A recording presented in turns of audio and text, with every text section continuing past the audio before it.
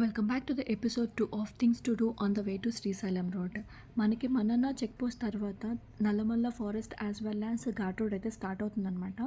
When we are passing through this ghat road మనకి many sign boards అయితే కనిపిస్తాయి. Like deer crossing the road, animal crossing the road అని చెప్పి many sign boards కనిపిస్తాయి. At least ఒక్క animal అయినా కనిపిస్తే బాగుండు అంటే finally we have scene that pick.